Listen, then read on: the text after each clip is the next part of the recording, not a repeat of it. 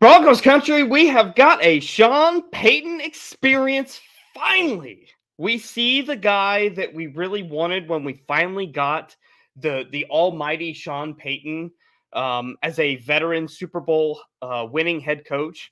We finally got to see like his swagger in play calling. Finally unlocked for Bo Nix. The training wheels were off. Got to see tons of positive things from the offense. Not even talking about, I would say, the number one defense in the National Football League thus far.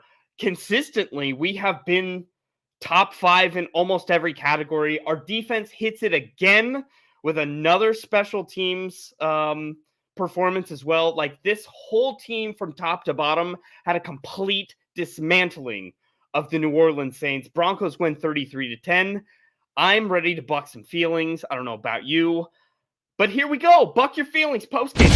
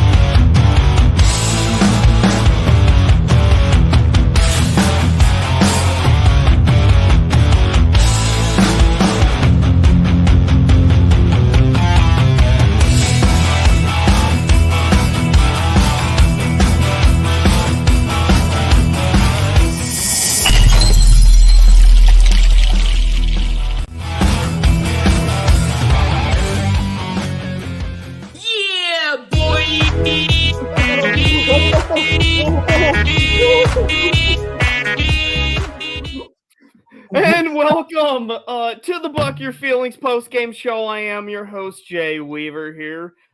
Sitting in next to me is my cousin, Johnny the Mile High Viking. Here we go, buddy. You've been on the marathon here longer than I tonight.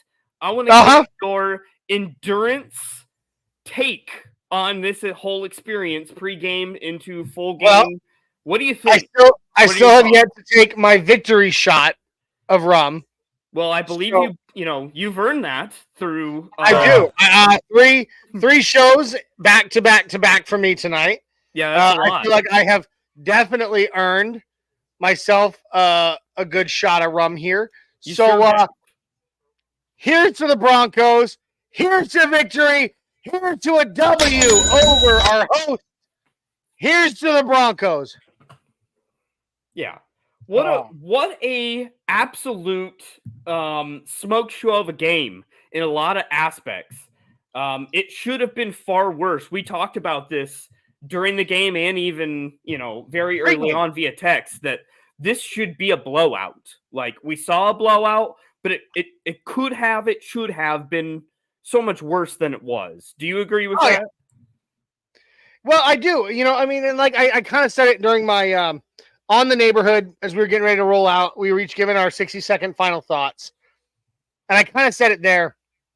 If you had told me that the Broncos were going to win this game, blowout style, and yet not score a single passing touchdown, I would have called you insane. And yet, the Broncos literally only had, 3 drives? 2 of them during garbage time where they did not put points on the board. Yeah.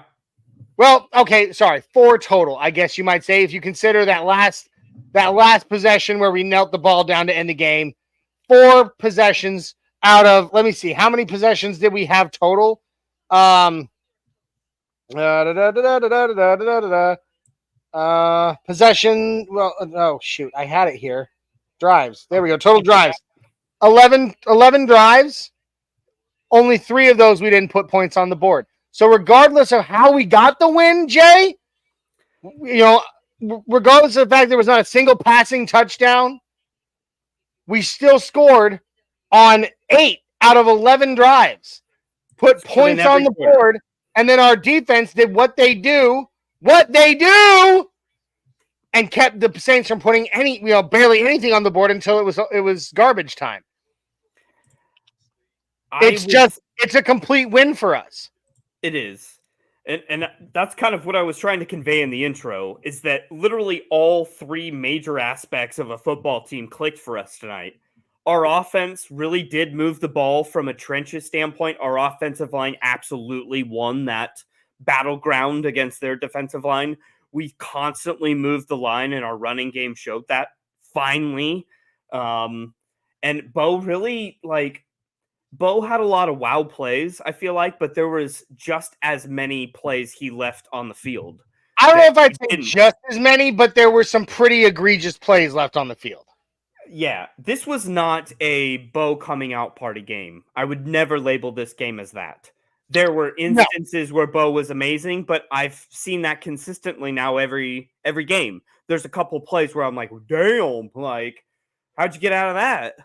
You got wheels. Yeah. And I mean, okay, I'm going to do something that we haven't done since really kind of the first 3 weeks of the season. Okay. And that's throw up the rookie quarterback comparisons of John Elway and Bo Nix. Oh, God. Listen, I just want to make a point here. I want to make a point. I'm not in any way saying Bo Nix is a future Hall of Famer like John Elway is now. Like we all know John Elway is. I hope you're not. What I am saying is, this Bo Nix is only the second starting rookie in Broncos history. Okay? And when you do side-by-side comparison, John Elway's first season versus Bo Nix's first season, Bo Nix has way more wins than John Elway does in his first 7 games. Elway is a legend, and I'm not in any way sitting here saying Bo Nix is a future legend. I hope it's true. Good God, wouldn't it be cool if it was? But what I am saying is we are seeing a rookie who, compared to our legendary, unmistakably the most legendary player in this franchise's history, he is outdoing him as a rookie right now. And I just want to point that out. Yeah. Everyone's going to start slow, but I will say even the great John Elway at that time in his career hadn't played as many collegiate games as Bo Nix has, and hasn't had the longevity of snap count in that regard as far as reps. Let that go. College and NFL is different. I don't care who you are. Bo Nix has not wowed, and I'm beginning to find that I want to see Sean Payton and Bo click at the same time. We still have yet to see that. Isn't it nice that at least one side of that relationship clicked tonight, and this is what we get? Hey, Sean, if you just play and call a good offense in a consistent manner throughout the entire game, this is the result. We usually just get this in 1 or 2 quarters of a game thus far. We had it all night. Now, granted, again, we didn't put a single ball into the end zone via pass, and that's okay. You know what? Again, we got points. We moved the ball. 2 of our offensive drives ended in touchdowns. On the ground, okay, great. They're still touchdowns, and they're still Bo Nix led drives, regardless of the fact that he didn't air the ball out for a touchdown once. Points got on the board, and not to the point where, like you said, Jay, you break 30 points, and then our defense does what our defense does this season. We win games.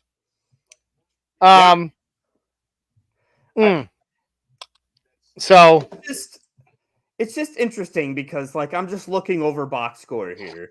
And I've got it up as well.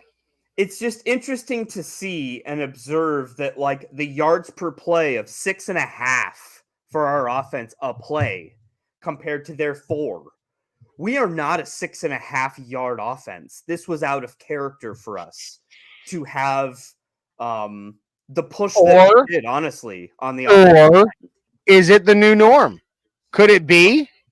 Could maybe this wasn't Bo Nix's coming out party, but what if this was Sean the Payton. Denver Broncos offense's coming out party? Yeah. I'm not saying it is. I'm not. Okay, so if it doesn't happen, and then over the next several games, don't crucify me over it. But I am saying, what if? McGlinchey did play better than I thought he would, coming off an injury and coming back in.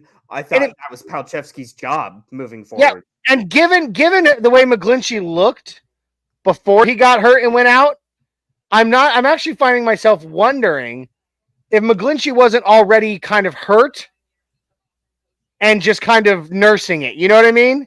Yeah. Because he was giving up the fifth most pressures in the NFL at that time. And not that the Saints have the greatest pass rush. They don't. No. But again, what we saw tonight was a more put together right tackle performance out of McGlinchey than we saw in the first, 3 weeks before he got hurt? Yeah. So for the most part, Bo had a very clean pocket to work in. Even wasn't sacked once. Not a single sack on the day again. So kudos to the offensive line and Bo Nix for his escapability. And I will say, Johnny, didn't we see what I asked for pregame with some bootlegs and play action? Yeah, we got it. A lot of it. And it was wildly successful for our offensive line. And we said it, Bo Nix, when you watch how he plays, his bread and butter should be the play action. Mm-hmm. So the fact that we actually saw it, and now, yes, I will give you this on Bo tonight. He made a few boneheaded throws. I mean, that pass that literally looked like he was aiming for Tyrann Mathieu. I don't understand what the hell that was. It would have been a pick six. Any other, if he does that 50 more times, he's probably catching 49. I know, because it is Tyrann Mathieu. I mean, he is still the honey badger. But goes the other way. Yeah, but you know what? That fell in our favor. Thank goodness it fell in our favor. It was a boneheaded pass. These kind of things, though, again, is what you can expect to see from a rookie. Okay, you may not have seen them necessarily from Jalen Daniels or Caleb Williams. They're kind of, it's shockingly, both of them are kind of outliers. But any other rookie you'd expect to see. Spencer Rattler is another rookie, and he made plenty of boneheaded throws tonight. Yeah. So you'd expect these things as a rookie. These are the things, like, anybody who expects more than what we have seen out of Bo right now doesn't really understand exactly what it means to be a rookie quarterback. Now, I get it. I don't completely either. I've never been a rookie quarterback in the NFL. But I do analyze the game literally day in, day out. It's my happy place. Johnny, we talked about what he looked like. The stats aren't that great for him. Spencer Rattler had more passing yards, a better quarterback rating. Mm-hmm. Bo Nix didn't play that well, but we saw his happy feet for the first time, I'd say, all year. We saw that's not the first. We saw a similar designed run that one design run for him went for about 35 yards. And we've seen another one similar in week 2. Some of the passes that he didn't set his feet for that were easy completions were because he had happy feet. He looked like he was just a little more, like he didn't have a pass rush. That's the thing, is our offensive line was stellar in that regard. Mm-hmm. But I just kind of feel like he the play call change from what he's been used to thus far in the season tripped him up at times tonight. Like he seemed rattled without a pass rush at all. It's like you're seeing ghosts. Yeah, I mean that comes from what he knows. He his entire experience in both college and in the NFL so far has been being pressured, and he is stellar when under pressure. He is. So I mean, when you take that away, even though in theory it should be easier, when you have prepped and played your whole career like that, It's a change, and any kind of It is. change is going to rattle someone. I am a, I love to use my own life in comparison to sports. Granted, it's not the same. I get that, but me, I have, you guys know this. It's not a secret. I have severe combat related PTSD. It's not a secret at all, and and as a result of that, I have severe anxiety and even and I've even grown. And Jay, you've known me my entire life. Never was I OCD, never. But as a result of my PTSD and my anxiety from that, I've actually grown some OCD tendencies. And I am now literally a creature of habit. Like, I have my minute to minute habit of my daily life. Like, this has to be done by this time. I have to have my kids to school by this time. I have to be back home getting ready to get to work because I work from home and all that stuff at a certain time of the morning. And if I'm not, it throws off my entire day. I have become a true creature of habit. You could probably, send a hitman and tell them exactly how I'm going to run my day because I am that predictable at this point.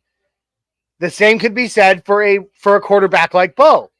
He is a creature of habit. He has played a certain way for so long. That is his norm. And you change that norm, even though theoretically it should be easier, it's actually gonna cause him some issues. Well, I mean, I guess I look at it from the point of view of that Bo got to do whatever he wanted to a certain degree. These plays were far more Bo-ish tonight than they were, but they just were more complex. Like, yes. Sean Payton, our complaint thus far has been very simple-minded play calling, very, set, very, not fun at all.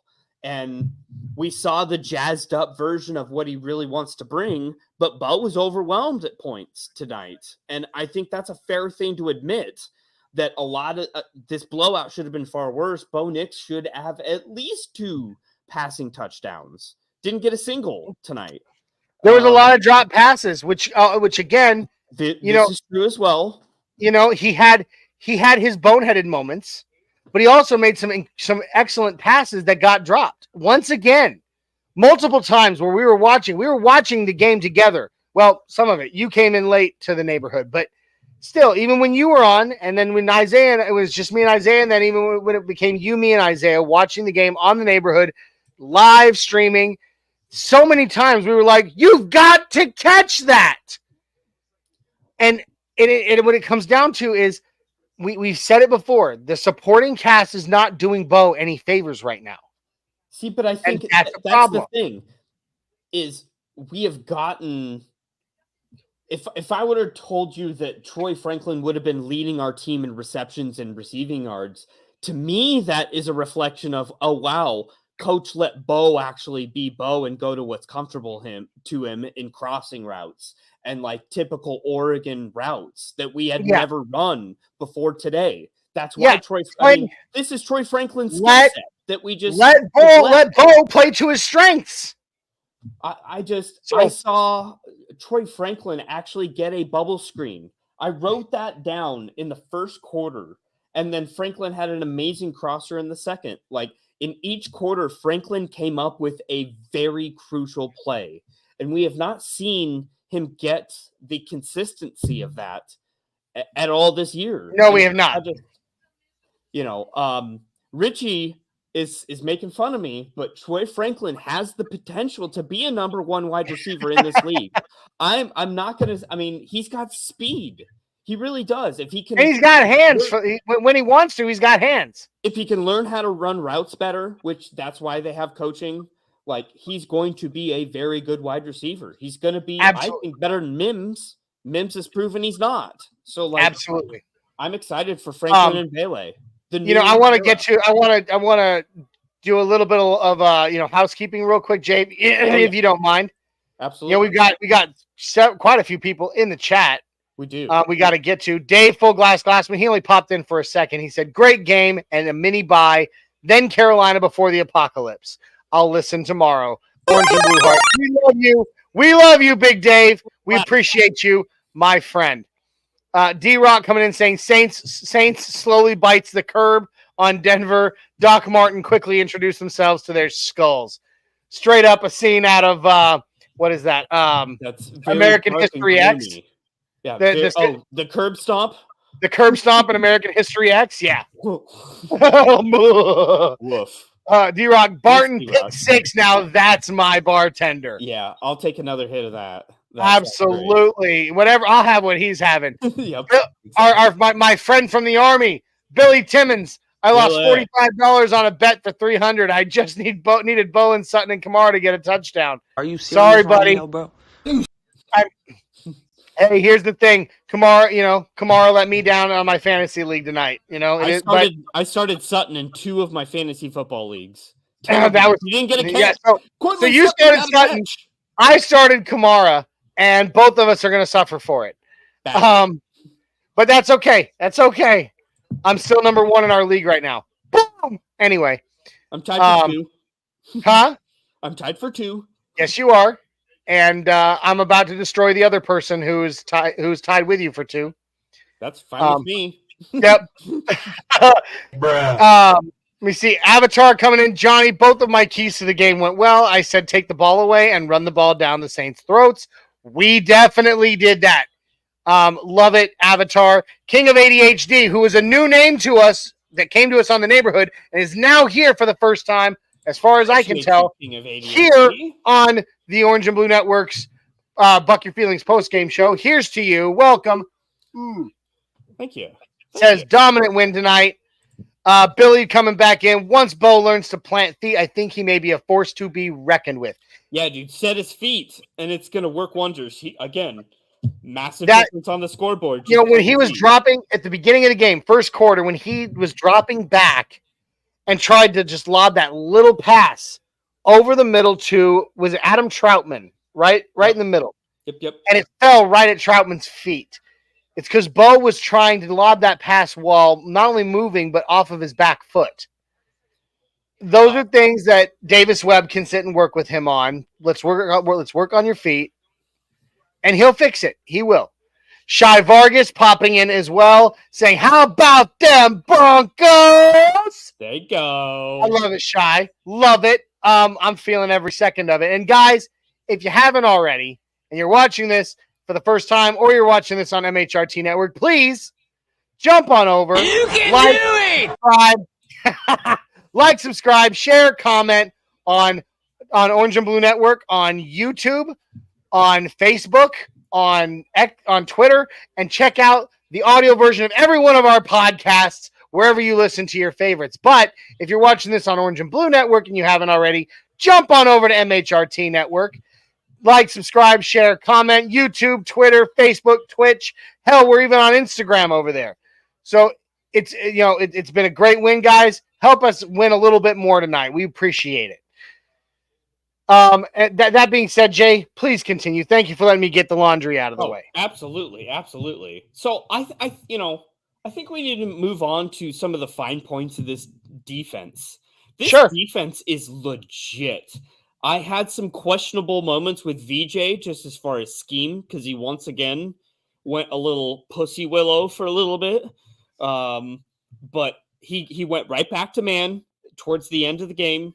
I don't like his zone. I don't know what it is about him lining up zone scheme, but it never looks good. I never on one hand for it. On one hand, we've said it, you can't play man-to-man the whole game. You can't. Yeah, but you can play mix. You can play some man and zone, depending on. Well, and I think that's his biggest problem is that he plays it in chunks.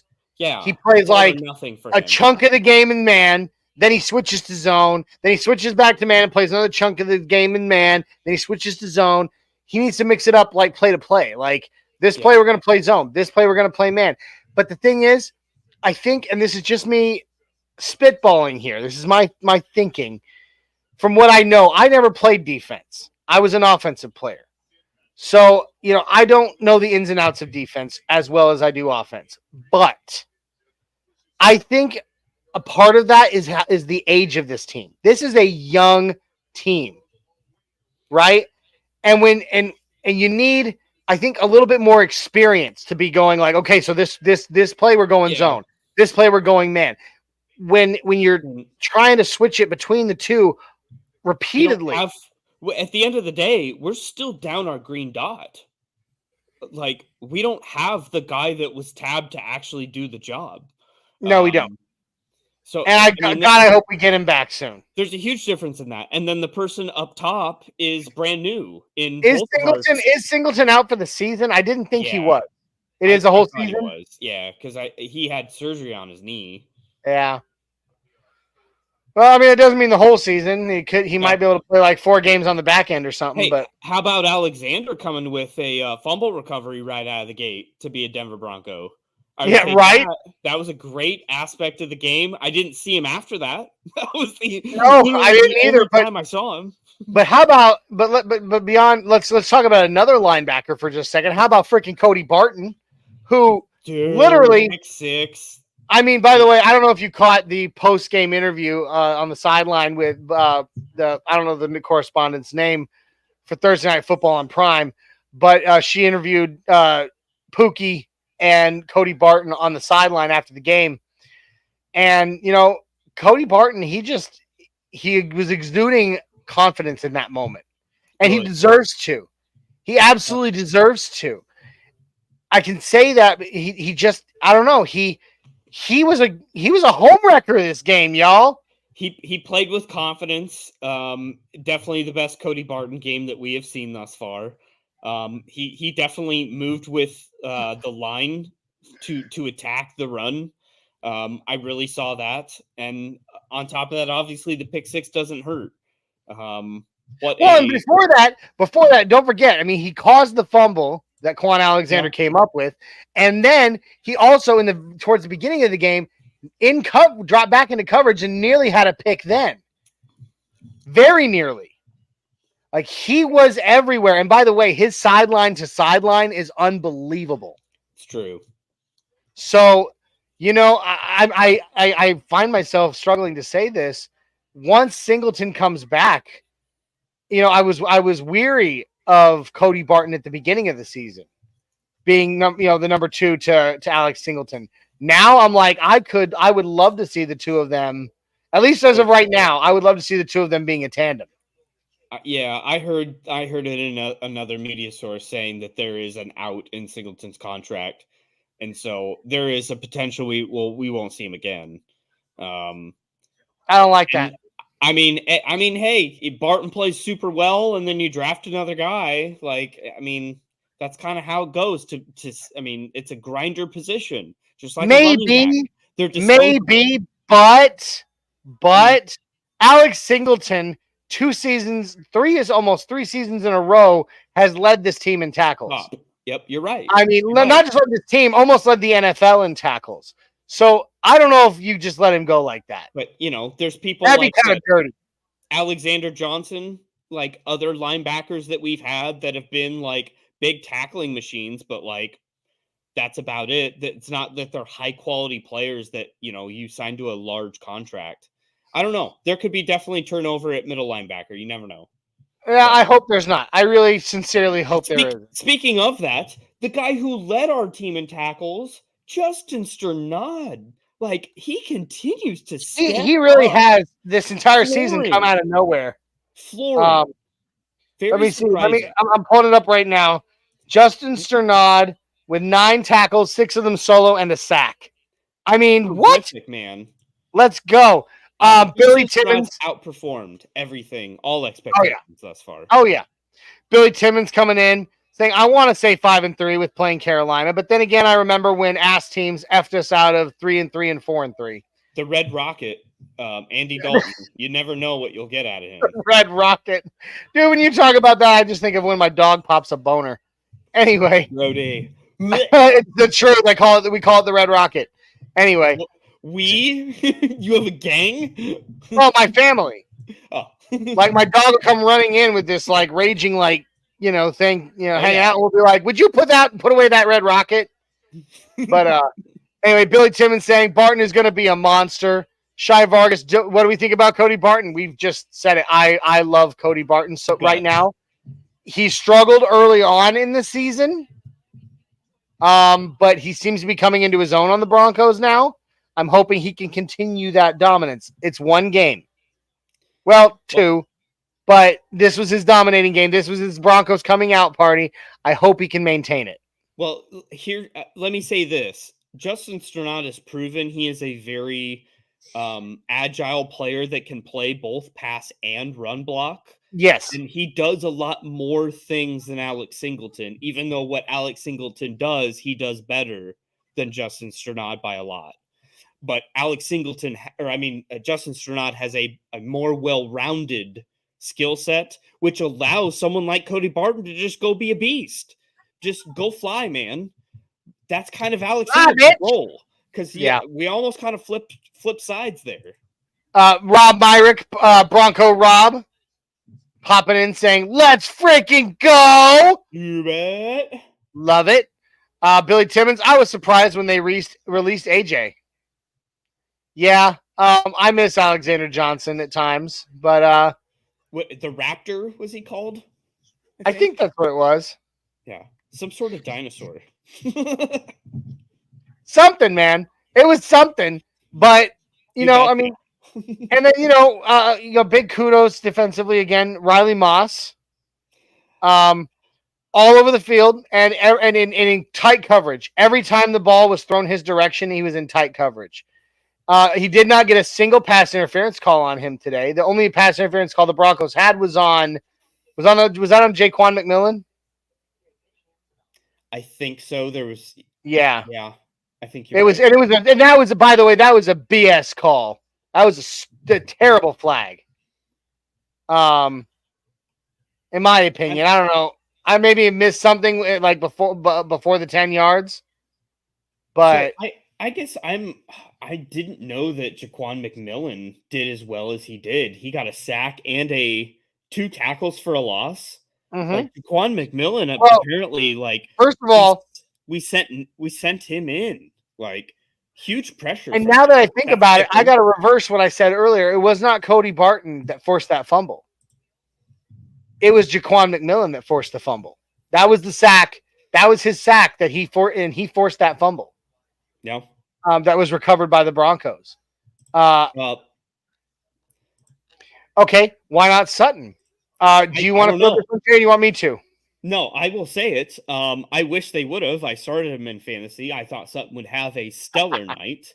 But what we saw is a lot less 50-50 balls and a lot more crosses as far as route running for our wide receivers in general tonight. So well, that was part of an uptick in speed. That was part of it, but I'm going to speak to it from a schematic standpoint. The Saints played almost exclusively in zone tonight. They did not do much in the way of man-to-man. They played a little off-man, but for the most part, they played in a zone. Schematically, they played in zone. And when you play in zone, you effectively shut down 50-50 balls, which is Cortland Sutton's bread and butter. Yeah, that's Cortland Sutton's bread and butter. So by playing that way, you took away the one thing that makes Cortland Sutton a true weapon. And so and we saw the counter to that is in the middle. Crossing routes, slant routes. We saw Troy Franklin. We saw Vele with some really good even some digs. Yards, a big one. Even some dig routes that were great right there. Yep. So, that's why Sutton was a kind of a non-factor in this game, was because they played him in the zone and he could not break free. They would pass him off zone to zone, but he would break free but not be ready, but not be ready for the 50-50 ball. And that's what makes him a good receiver. So that's why. What team does Alexander Johnson play for now? Shy Vargas wants to know. I don't think he plays. Yeah, I was going to say, I think he's unrostered. I don't think he's retired. That's my point, Shy. Is unfortunately that's a position that comes and goes very quickly. It's just like running back. It really, if even a shorter life than that. Like, I don't know if there's a shorter lifespan than running back. I guess I don't know. It does come and go pretty quick. I mean, unless your name is Levante David, yeah, but yeah. Let me see. Timmons says Vele may be a sleepover. Sleeper. Sleeper. I think is what he means. Yeah. I think so. Vele and Troy Franklin have both stepped up. Yeah, he said sleeper. He corrected it. Both Vele and Franklin in the last several weeks have come alive in a big way.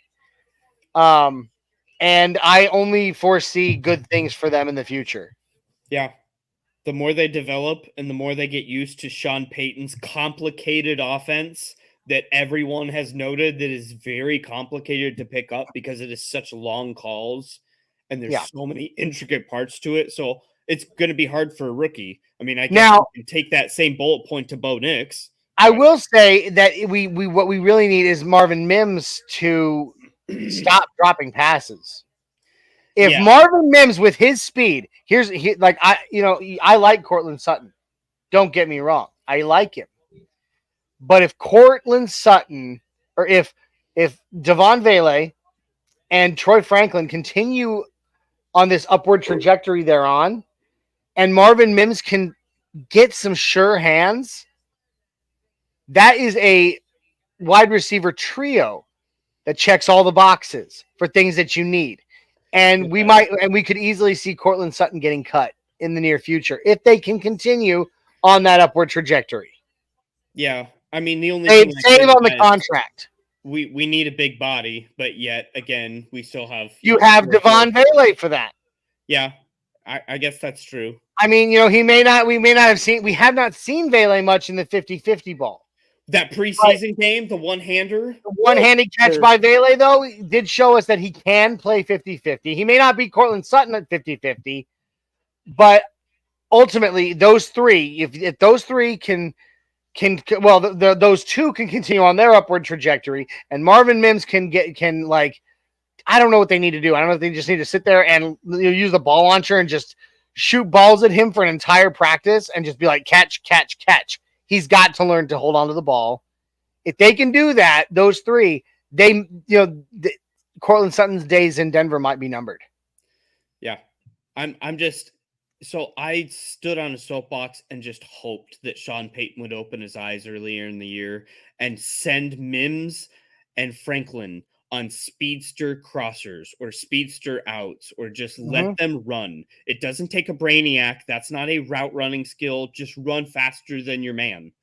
And that's what Marvin Mims can do, but he struggles to catch the ball. Yeah. But Franklin, it was more so for a Franklin, like give the guy some opportunity. Because he was coming off of a hot year last year. I know college is different than the NFL, but he's used to being a number one. He's got that mentality. He's got swagger to him. I want to see that. We don't have a 1A alpha, and we just desperately need at least that personality in someone. Because Reynolds is not that. Vele doesn't appear to be that. Sutton is definitely not that. Mims has been snarky, but I've never seen a Marvin Mims moment. No, because it hasn't been. We got no attitude. The only true Marvin Mims moment that hits my brain right now was his first touchdown catch this season this year in the preseason. Yeah, Bo Nix is that quick pass to the left where he spun that's right, on the end zone, red zone. Yeah, it was a touchdown, and it was beautiful. And I was like, yeah, Marvin Mims, and then nothing. And then he got replaced by Franklin. Franklin got all of his opportunities. Yes, and Franklin has, at least as of the last several games, really made the most of those opportunities. I'm buying my stock in Troy Franklin. This is such a promising game from that regard. He's resurrected my hope that he might turn out to be something. We traded up for him. I mean, he was a targeted player for us. So his ability in the middle of the field is incredible. We're getting a return. That's just what I'm happy about. He's getting an now. If we can just address tight end, which we don't even need to get into that right now. Sure. Big kudos to Lucas Kroll. He had several catches tonight, and even Adam Troutman had a couple of catches. But they're not the answer at tight end. Neither one of them. Not. Nope. So we definitely need a playmaking tight end, and we will bad lungs. Sorry. We will do we'll do our best to address that either in the offseason or the draft. But right now, I'm liking what I'm seeing from this young talent. And that's the thing that a lot of people in Broncos country are forgetting is how young this team is as a whole. We're not supposed to win this year. No, God no. Young developing team. Yes, but they are young and they are going to improve as time goes on. It's just, as I say it every week, Jay especially said it, after these losses, patient, or, I said it on Tuesday after the loss to the Chargers. I said, patience will pay off. Just have it. How about this team being 3-1 away from Denver? Like, that is impressive. And I got to be there for the one home win. Yes.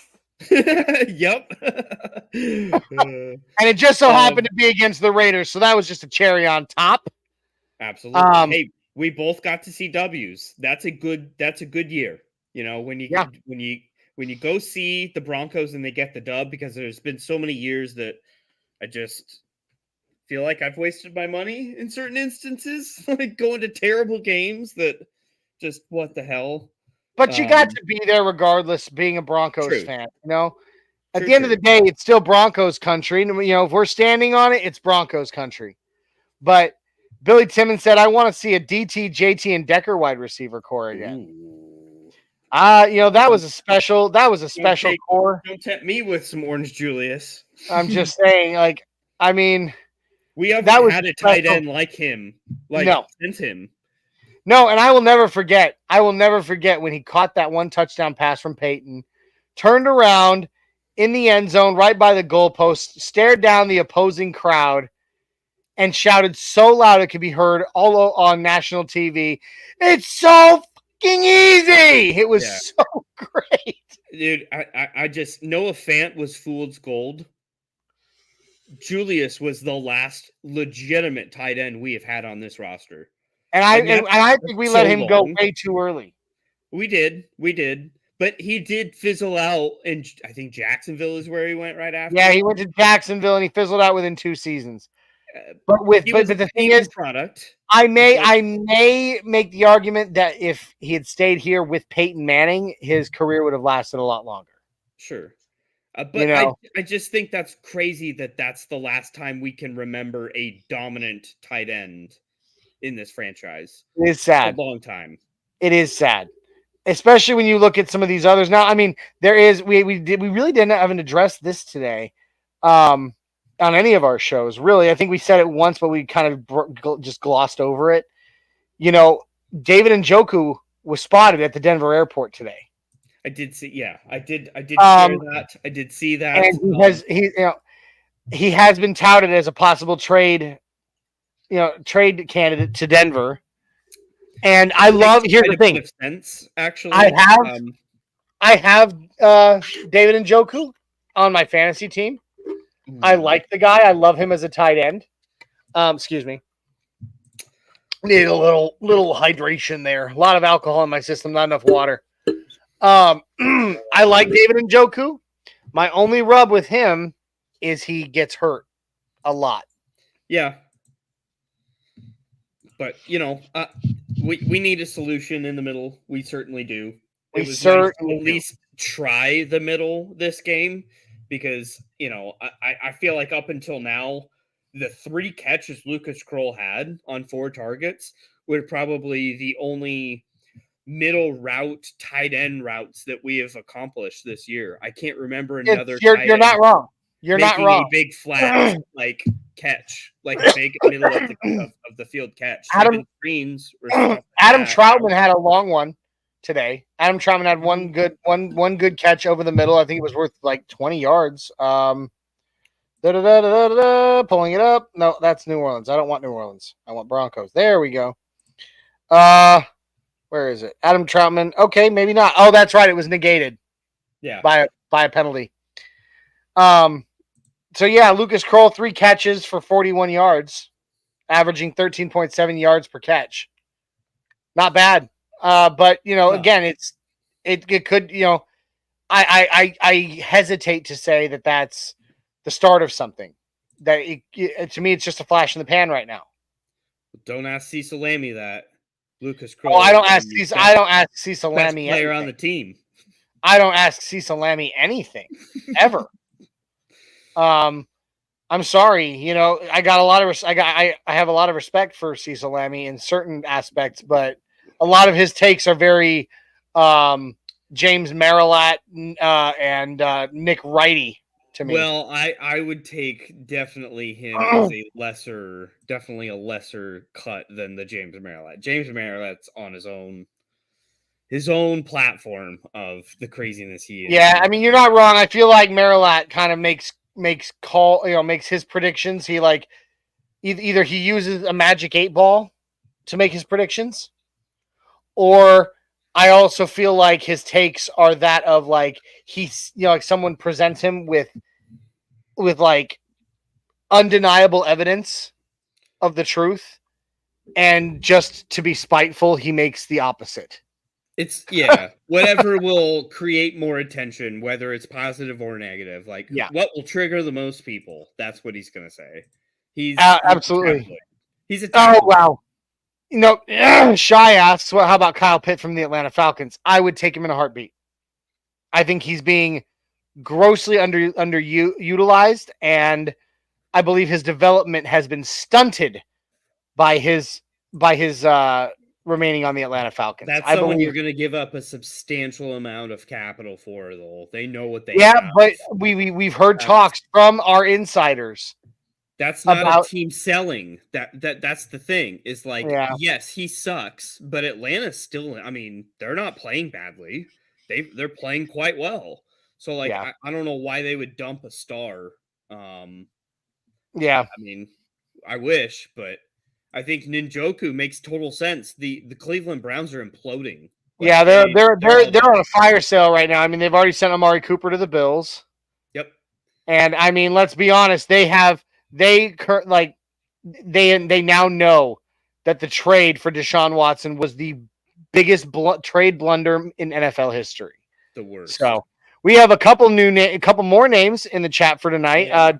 Asher D'Angelo says, "Let's go Broncos." Agreed, Asher. Welcome and thank you for joining us. Let's go. Thank you, Asher. We also have Stephen Bracken popping in. Long time no see. Excuse me, bad lungs again. He says, "I was at the Chargers game last week, and at the half, I was questioning if it was just me that was bad luck. LOL. By the way, long time no talk. We have missed you, Stephen. It is good to see you." True. No, I mean, any given Sunday, I suppose. But we're glad that the Broncos redeemed themselves for you tonight. Even though you may not have been able to be at that one. Michael Underwood popping in, Broncos with flames. On fire. I love it. I'm on fire for my Broncos tonight too, Michael, and we appreciate you. Johnny, would you like to highlight some people and give them some rubber ovals? Rubber ovals? Well, I have several rubber ovals that I'm ready to give. Right. If you are, Jay, I love giving rubber ovals. Oh wow! All right, did that stick to the tape?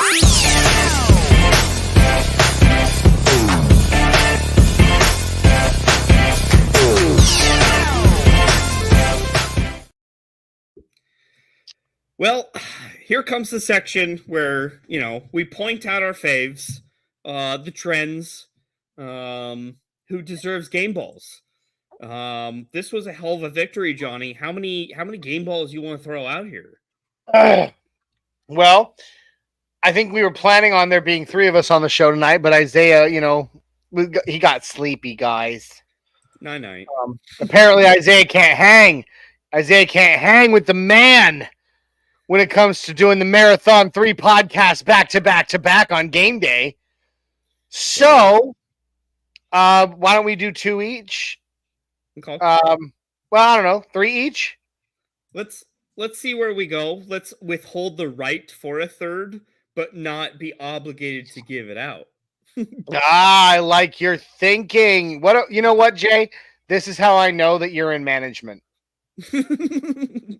I hold the right to give you a raise. However, However, that is not the result we come to today at this meeting. I would hate to work for you. I'm kidding. I would actually love to, I'm sure. It's tough. It's tough sledding. Yeah. But Michael Underwood back in Javante ball game. Ooh, Ball game. That could be a foreshadowing of somebody. I mean, Javante, I think, is definitely deserving, but top fantasy player on the team tonight. Mm-hmm. All right. Well, let's just start with two each and go. Cody Barton, dude. Cody Barton gets a game ball. I mean, the man, the guy started the season on my shit list. I struggled with him. I didn't, I was like, okay, I've seen him here and there, but I haven't seen him where I want him to. I haven't seen him the way I wanted to see him, or I expected him. And then tonight, man, he did it last week some too. So I'm gonna give him those just desserts. But tonight was Cody Barton. That tonight was his Denver Broncos coming out party. I mean, he was all over that field, and even when he didn't actually make a play on the ball, he was right there. Like, his sideline to sideline is unbelievable. He had an interception for a pick six off of a tip pass. He was running backwards like Fred Warner. He was White Warner tonight. And yeah, that's right. White Fred, as they said in the chat as well. No, I liked White Warner better. It's better alliteration. But I mean, he had multiple pass breakups. He almost had another interception. He let's see, on tackling, he had 8 tackles. 6 of those were solo, and one of them was a sack. I mean, the guy was just a menace tonight for the Broncos against the Saints. I'm pretty sure that that Spencer Rattler is going to be seeing Cody Barton in his nightmares for at least the next week. So yeah, he absolutely gets a game ball from me. So here you go, Cody. Well done. Take it back for a pick six. That's pretty good stuff right there. Yes, sir. So I'm going to reserve my good one for maybe the wild card or my second. So I'm going to do a Will Lutz. Deep. Sorry. 4 field goals, 3 extra points. Yeah. That is an impressive kicking outing for him. A revenge game for Will Lutz after they traded the longtime kicker that was with New Orleans for a number of years. Yeah. That's our, Brandon McManus, if you will. Your boy, 4 for 4 with a long, with 4 for 4 on field goals, 3 for 3 extra points, and his long was a 52-yarder. Dude, just another day in the office. That 52-yarder was right down the middle. It couldn't have been more perfect. I continue to just have the utmost confidence in if he's going to kick a field goal, it's going in. I don't have any question. He is Mr. Reliable, and he came through once again when Bo Nix came short in the beginning of this game. Yes. So he set the tone and got us up, and we continued on with it. So yes, I think he definitely deserves a game ball this week. Absolutely. All right. Offensively, I'm going to steal one from the comments. Michael Underwood already mentioned it, but I've got to give it to Javonte Williams. I mean, going into this game, even during the pregame show today, we were talking mad smack on Javonte. We were talking about him being benched, Audric Estime being the key to this game. Every time I think Javonte's done, that he's out, that it's, he suddenly explodes. Every time. Now, what I would really like to see, rather than him just explode, in random moments, I would love to see him convert that into some consistency game to game. But tonight, I mean, let me go back to the rushing here. But tonight, I mean, Javonte Williams, 14 carries for 88 yards. averaging 6.3 yards per carry, 2 touchdowns, or only 2 touchdowns on the day, except for Cody Barton's pick 6, with a long run of 20 yards. He saw holes that were being opened for him. We're so used to Javonte Williams. I said this a couple weeks ago when I gave him a game ball. We're so used to him playing Red Rover with the defensive line, just hitting people and then trying to truck his way through. We always wanted him to have better vision. We're seeing better vision from him right now. The offensive line, offensive. The offense. Oh my God! Yeah, Jay. The offensive line is opening. I said it wrong. Okay, I sounded like I was from Minnesota or something. Offensive line. Sure. Oh, sure. But the offensive line was opening holes for him, and he was seeing those holes and going through them and cutting back and making moves, and that was impressive to me. Cap that off again with, to touch the ball 14 times, get 88 yards and 2 touchdowns, dude. Absolutely game ball material. Go Javonte. No, I mean, you're right. Javonte has push. I see in multiple plays where you finally see Javonte carrying a guy at least another yard, like an extra 2, yard. 3. That was my favorite feature about Terrell Davis. He was the first running back that I saw always fall forward for 1.5 yards. Every single play, he would always fall forward. And Javonte absolutely has that skill. And it's nice to see him being back to full form. So that's a great game ball. 2 tutties. 2 tutties, baby. Let's go. All right. What about you? So I'm going to take my second and third game ball and take and give them to this couple. A couple all at the same time. Yeah, it's a couple. Are they actually a couple or? Well, they probably aren't, but they do quack together. Quack. All right, go for it. My last 2 game balls will go to the combo of Bo Nix and Troy Franklin, all right, former Oregon Ducks. Troy Franklin leading our team in targets, leading our team in receiving yards and receptions. Troy Franklin got an opportunity tonight, and he didn't necessarily disappoint. I didn't remember any specific play where he severely let me down situationally. Even if he had a drop, and I think he had 1 drop that I can think of, it was a catchable ball, but Bo threw slightly behind him, and so Troy Franklin had to try to come back for it, and he couldn't bring it in. I was going to say, I only remember 1 blunder necessarily from him in this game. But other than that, I loved seeing Sean Payton give him a chance of some bubble screens, some slot attempts where he just has a quick out, just get the ball in his hands and let him yak. I just enjoyed the connection that those two have that we saw last year at Oregon. And Sean Payton, this is why I know Sean Payton called a different offense than normal, is because he just kind of gave Bo his toys. Stop hoarding all this joyness from our quarterback. Give him what he wants. He wants his boy, the guy he's super comfortable with, that he knows that he's going to run the route a certain way because he has that much more reps with. Dude, Franklin needs to be a highlight in this offense with Bo Nix. Whether he's ready to go or not, he just has the connection with Bo, and you see it. I want to see more of it.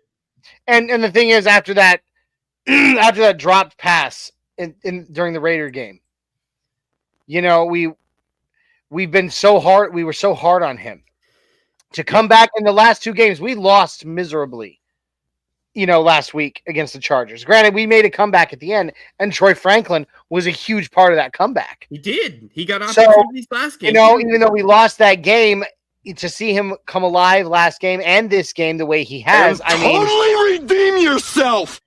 It's true. So, I absolutely love that game ball.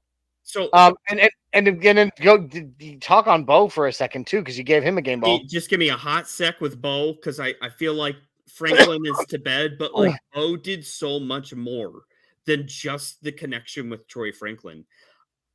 75 rushing yards tonight on 10 attempts. his longest being 32 yards that he trotted across. Those are incredible numbers for a quarterback that refuses to take sacks. That is the largest difference that I see between him and Russell Wilson, or at least the product of Russell Wilson we got in the past 2 years. So many of these plays would have been self-sacks, essentially, of Russell Wilson just running into rushes. Bo Nix loves that spin on the left side. And the duck. His opposite side. He ducks and spins real quick. He's got that move down perfect. And it's almost always successful. I have not seen a defensive end like curve around and like stop him when he does that move. No, he does. They don't. Momentum. They don't. I mean, literally last week, that one there. It's not. I know we're talking about this game, but last week we saw him make that move when I can't remember who it was. No, it was who? What's his name? Oh, Chargers. Really good linebacker. Oh, Khalil Mack. No, it wasn't Khalil Mack. Perryman. Yeah, I believe it was Perryman. Had him dead to rights. I mean, he had him wrapped up. Yeah. And Bo made that move, slipped out, and took the ball for like 16 yards. You know, he's a magician. He does that, and it's literally like close up magic. Like, look over here. Oh, I'm over here. Yep. You know, it's incredible. And so I absolutely agree with you. And, you know, I loved every second. There was, like I said, there was a couple of blunder passes made. Absolutely. But easily fixable things. Easily fixable. But he took the new play calling and the different scheme that he was presented for this game plan of this game. And I feel he had absolute blunders. He could have done better, but he didn't turn the ball over thanks to, you know, Matthew dropped the ball. He should have absolutely had that. Sorry, I missed this comment real quick. Spence in the house. He's here. He's here. I'm on number 9. But Spence says, "Hey guys, the biggest news for the night was that Spence was only able to have 2 beers during a Broncos game. Coincidence? The fewer the beers Spence has, the better the chances for a Broncos win." You're sober from here on out, Spence. Yeah, I was gonna say you may have to start going to AA, Spence. Yep. But no, we are still praying for your son. Hope he's doing okay. For those that don't know, Spence jumped out of the chat on us during the neighborhood because his son suffered an injury during his Little League baseball game. Yep. So praying for your son still, Spence. I hope he's doing all right. Before I give him my last game ball, Michael Underwood question. We've already kind of gone over it, but I'll go ahead and give it a quick spin. Explanation on why no Cortland tonight. The schematic explanation is that I gave earlier is that the Saints played almost exclusively on defense in the zone tonight, and the zone pretty much in zone play, as long as it's played right, which for the most part was, effectively almost negates the 50-50 ball. And Cortland Sutton's bread and butter is the 50-50 ball. They had over top almost every single play. Yeah, they were just so. I mean, it basically he was made a non-factor because they made what he's best at a non-issue. So that's why. But it opened up the field for quick passes across the middle. Middle slant, yeah. Slants, crosses, and Troy Franklin and Devon Bailey and all of them were able to capitalize. So Lucas Kroll. Yeah, Lucas Kroll. That's why. I mean, it sucks that we didn't get to see much of Sutton, especially for fantasy teams like Jays. But I've got to do it now. You made me do it. Damn it, Jay! You made me do it. Like 13 points. Damn it. 13 points. But that's effectively why. Billy Timmons agreeing with us. Bo has eyes on the back of his head. It seems like he does. It's like he feels them coming. He's, they're coming up behind him, and he's like, he's going full Obi-Wan. I feel a disturbance in the force. And then pocket awareness is nuts. Yeah, his pocket awareness is insanity. And Spence gives us an update on his son. He is better. Glad to hear it. Don't need details, but we are glad to hear that he is doing better, brother. And hope he continues to do so. So last game ball for me.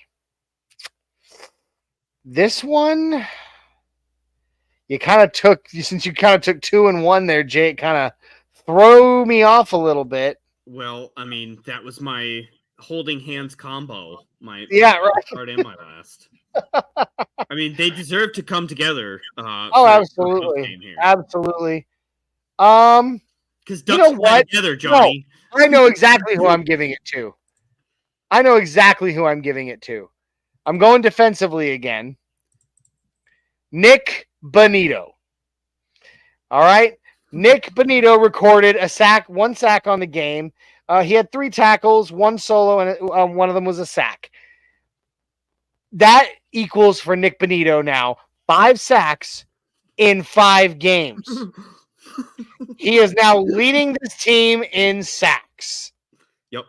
And I love what I love what I'm seeing from him. His get off is fast. His bend is good.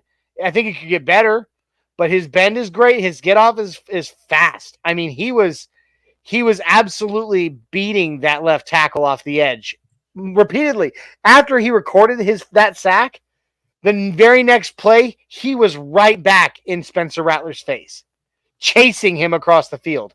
I like him. It was. I do too. And the thing is, I'm giving him that game ball, one, because it's 5 sacks in 5 games, and he's now the sack leader on the Denver Broncos. But also because I was very low on him to begin his career. When we drafted him, I was like, okay, whatever. Reach. Big reach. And when we first saw him on the field for the first few games that he played before he got hurt in his rookie season, I was like, I didn't see anything that impressed me. And then he got hurt, and I was like, and here we go. Wasted draft pick. Now I'm happy to be proven wrong. He is outdoing Baron Browning on the edge. He's outdoing Jonathan Cooper on the edge, and I love Jonathan Cooper. I have like a secret, deep love for Jonathan Cooper, mostly because I love his story. A dude who has heart problems drops in the draft, and now he's one of the best rushers in the NFL, in my opinion. So I give mine to Nick Bonito. Steven Bracken though comes in though, and he offers an O-line ball as a group. Yeah, as a group, that's an honorable mention to me. The O-line did good as a group. I do, however, want Luke Wattenberg back at center.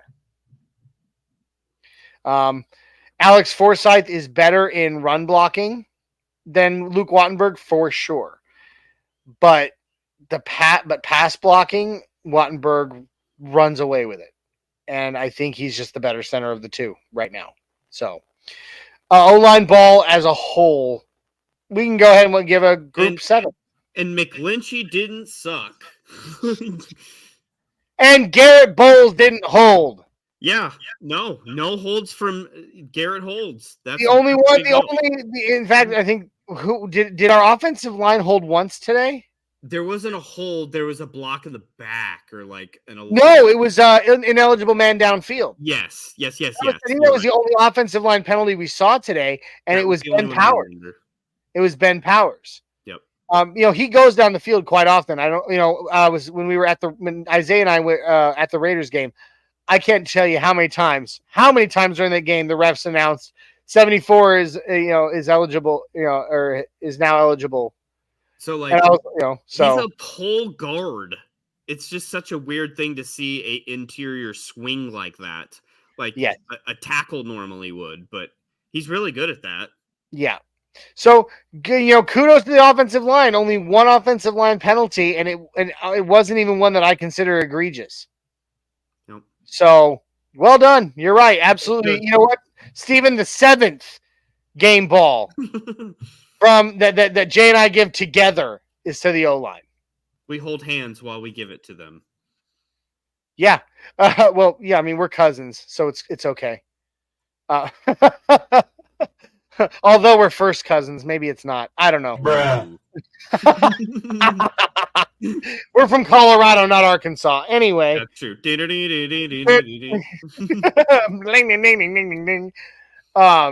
got a pretty mouth, boy.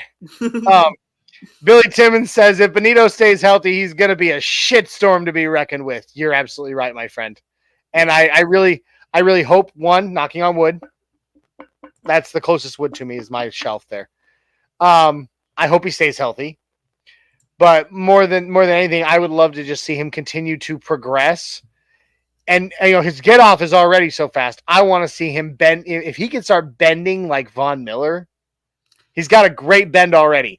If he could just get do a little more hot yoga during the week, get just a little bit bendier. That's what she said. Dude, we might, we might pass rusher we've had since Von Miller. Him and Cooper could be a great combo for years to come. Which, by the way, given his get off and his bend, and then Cooper's just gnarly way of forcing dudes out of his way, it's almost comparable to DeMarcus Ware and Von Miller that way. Yeah. Well, I was just going to say Cooper is actually kind of a lot like Bradley Chubb of what Bradley Chubb was supposed to be. Like, yeah. He's extremely good run blocking. And you don't get that a lot of times with straight, pure pass rushers. But he can do everything. That's why I really like Cooper. I love Cooper. I also love that he goes against the norm and is like, screw you all, I'm wearing number 0. Well, Gino's wearing 15. That doesn't make any sense either for the Broncos. No, but I see a lot when they first announced that you could start wearing 0 again for the first time in 30 years. A lot of people were really down on it. Like, why would you want to wear that? Yeah. And I may or may not have even been one of them. But at the same time, once I see him out there and he's just like, no F's given. I don't care. I'm wearing 0 and I'm going to be a home wrecker. Like, what? Home wrecker. Oh, yeah, home wrecker. I mean, it's just what he does. Damn it, Johnny! Whatever, okay? I'm sorry, okay? I'm not saying he cheats on wives or, whatever, but you get what I'm saying. He's going in there, okay? He was in New Orleans, okay? He was wrecking homes. He was wrecking their home. Are you serious? I don't know, now, bro? Dude. I have been podcasting nonstop since for the last 5 hours and 45 minutes. I'm tired. Cut me some slack here. You Isaiah and you and me, we started out, and then you jumped off until halfway through the neighborhood, and then you came on. Isaiah was with me all the way through the neighborhood, and then he jumped off. I have gone the distance. It's true. I am so this energy that I'm exuding right now is pure adrenaline. I'm telling you what. As soon as this podcast is done, I'm gonna go fall into my bed, probably in my Mile High Viking attire, and just pass out. Do you have any idea how hard it is to maintain this level of energy for 5 hours and 45 minutes straight?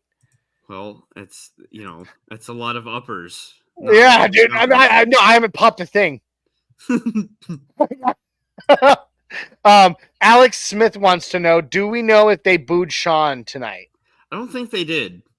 I don't think they did. I know that there's some saltiness towards him still. They booed Lutz. They did. They booed Lutz, and Lutz still got the field goal. Well, they booed him. It was glorious. But as far as Sean goes, I don't think I ever heard them actually boo him. I know that a lot of people were sour in the face whenever they were like, cut to Sean, cut to fans. But, I kind of understand, honestly. I'm happy we have Sean Payton here. And while a lot of people have been like, oh, Sean Payton's job's on the line, I've never been one of them. I think he's, I think he has his quirks that he could definitely work on. I doubt he will. But I've always been I have still been high on Sean Payton since we signed him. I can understand the sourness of the fans in New Orleans. He retires, right? The best coach they've ever had. They won that led them to their only Super Bowl win. They love him there. He's royalty. He says, okay, I'm done. I'm hanging it up. Goes away for 1 year and then goes, nah, I'm not done. And instead of going back to where he's royalty, he pops up somewhere else. It just, I understand why they're salty about that. You know? I mean, it's kind of doing your franchise dirty when you drive them into the ground basically as the pseudo general manager and leave them in cap hell that they still, to this day, haven't recovered from. Like, Yeah. they still have bad contracts. So And it's Billy insane. and Timmons loved the comparison of Benito and Cooper to D-Ware and Miller. I'm not saying that they're that legendary yet, but I think they both have potential skills and potential skill sets that could eventually translate into a Miller D-Ware like kind of play style. It's the consistency in that, because we've It's a seen that compliment. before. They complement each other very, Yeah. very well. So I can understand that. let's see. William Johnson, new name in the chat. I've got a little beer left in here. But I have to cut myself off because I do have to work in the morning. William Johnson wants to know, do we think the Chiefs will three-peat? No, No, I don't either. I don't. I think if it were to be, and I think it still will be, a 49er Kansas City Super Bowl again, I think San Francisco will finally get over the hump. I don't know if it's going to be the Niners, bro. I don't know. The Lions and the Vikings look pretty gnarly. Yeah, I never trust the Vikings. Har. I'll believe it when I see it out of a team in Minnesota. I'm just saying. Say the same thing about the Lions. Like, haven't seen it maybe, before. maybe, dude. I don't know, dude. The Vikings look pretty damn legit right now. We'll see. NFC will be interesting, but I think an NFC. Oh, he said, tricked y'all. I'm a Chiefs fan. Stop. You were scared of Swifty Magic. Not even a little. Oh, no. I don't pay any mind to Taylor Swift ever. I don't pay mind to her when her songs come on the radio. Like, I don't care about Taylor Swift.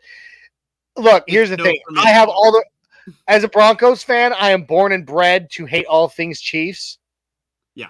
But that being said, I have mad respect for the Chiefs. And I also have mad respect for your quarterback.